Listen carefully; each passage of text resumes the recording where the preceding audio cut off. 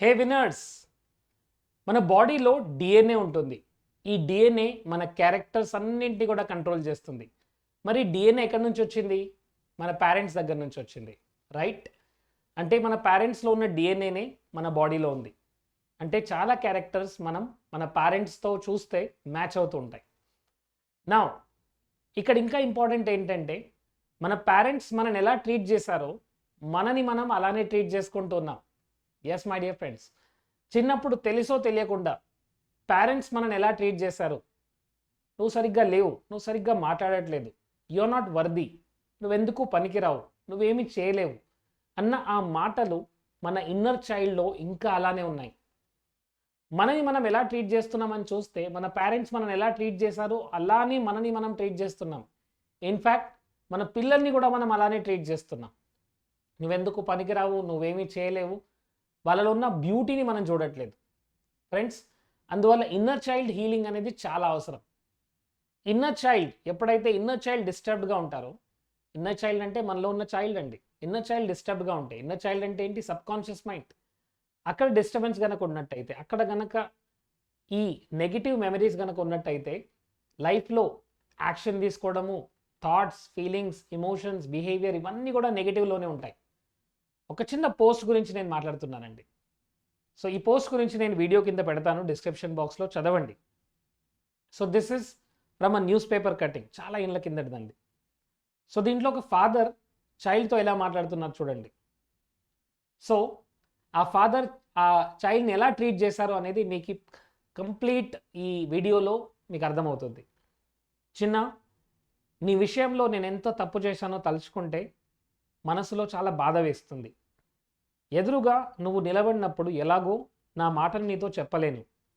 అందుకే ఇలా మంచంపై చెయ్యి బుగ్గ మీద పెట్టుకొని నిశ్చింతగా నువ్వు నిద్రపోతున్నప్పుడు నా మనసులో మాటను చెప్పుకునేందుకు ఇలా ఒంటరిగా నీ గదిలోకి వచ్చా. ముందు నా అపరాధాన్ని మన్నించు చిన్న. నాన్న అనే పెద్దరికంతో నీలో ఎప్పుడూ తప్పులు వెతుకుతూ ఎంతో కర్కశంగా ప్రవర్తిస్తున్నానో గుర్తొచ్చి బాధ వేస్తుంది. ఒక పసివాడి నుండి అతిగా ఆశిస్తున్నాను.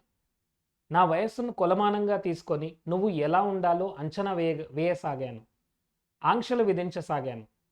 బడికి వెళ్ళడానికి ముస్తాబవుతూ తువ్వాలుతో ముఖాన్ని పైపైన తుడుచుకున్నావని కోపగించాను. కళ్ళజోడు శుభ్రం చేసుకోలేదని నానా మాటలు అన్నాను. నీ వస్తువులన్నీ నేల మీద పడేశావని కోపంగా నీపై అరిచాను. చివరకు అన్నం తినేటప్పుడు కూడా మరీ ఎక్కువ చనువు తీసుకున్నాను. నీళ్లు ఒలకబోశావని, సరిగ్గా నమలకుండా తింటున్నావని, మోచేతులు బల్లకు ఆనించావని, కూరలు సరిగ్గా కలుపుకోలేదని, మెతుకులు కింద పడేస్తున్నావని, ఇలా అన్నింటిలో తప్పులెంచాను. నేను అంత కసురుకుంటున్నా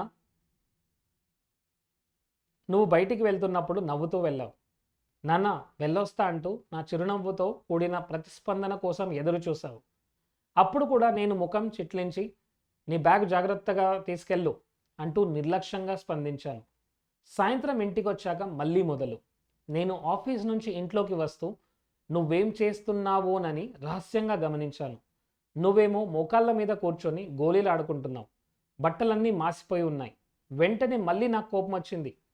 ఇంట్లోకి పొమ్మని కటువుగా హెచ్చరిస్తూ నీ స్నేహితుల ముందే నిన్ను అవమానించాను. సమయం అంతా వృధా చేస్తున్నావని కసురుకున్నాను.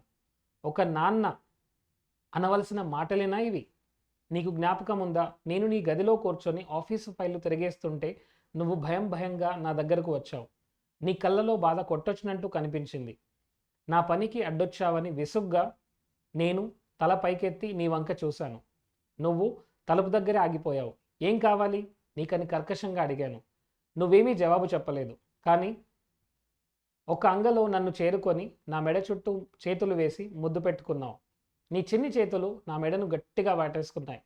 నీ చిన్ని గుండెలో ఆ దేవుడు నింపిన ప్రేమ నేనెంతగా కోప్పడినా వాడిపోనే లేదు.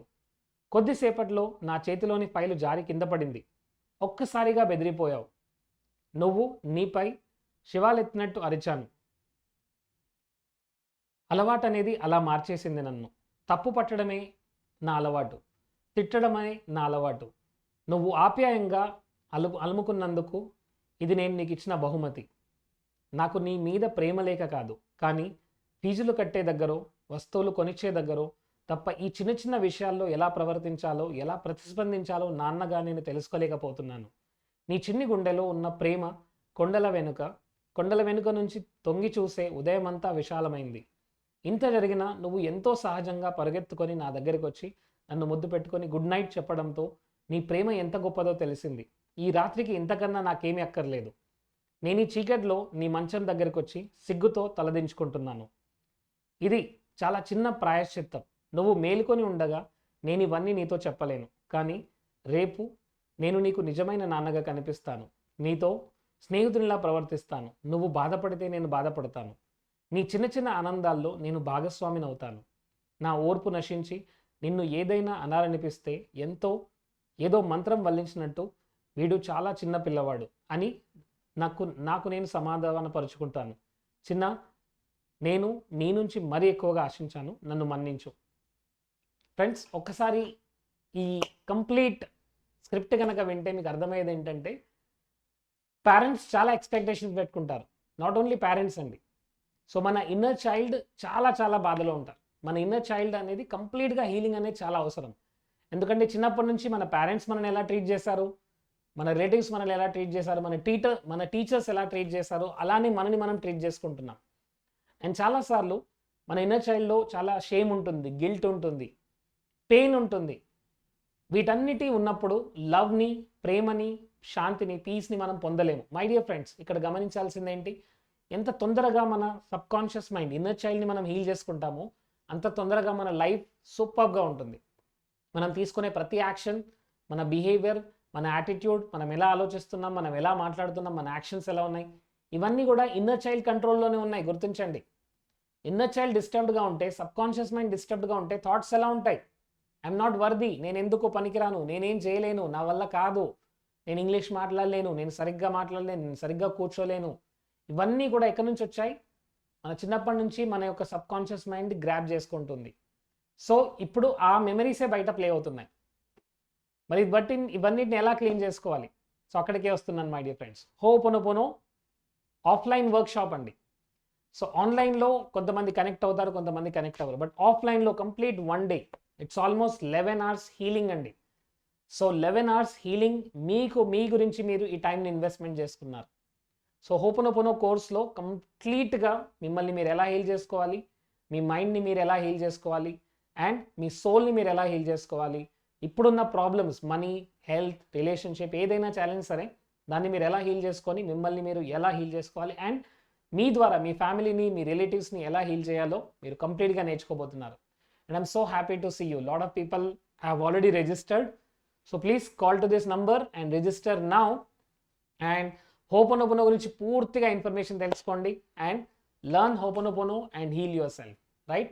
So we have very limited seats now. So register ఈరోజే చేసుకోండి. And see you 13th April 2025 Sunday రోజు హైదరాబాద్లో మనం అందరం కలబోతున్నాం. I'm so excited. So say this to your inner child. I'm sorry my dear inner child, నిన్ను చాలా బాధ పెట్టాను. ఐఎమ్ సారీ, నిన్ను చాలా హర్ట్ చేశాను. I'm sorry, please forgive me, thank you, I love you, right? When you heal yourself, everything is healed. When your subconscious mind is healed, everything is healed. So heal your subconscious mind and heal your life. Thank you. All the best. Kinda type చేయండి. I'm sorry, please forgive me, thank you, I love you. So heal your life, my dear friends, now.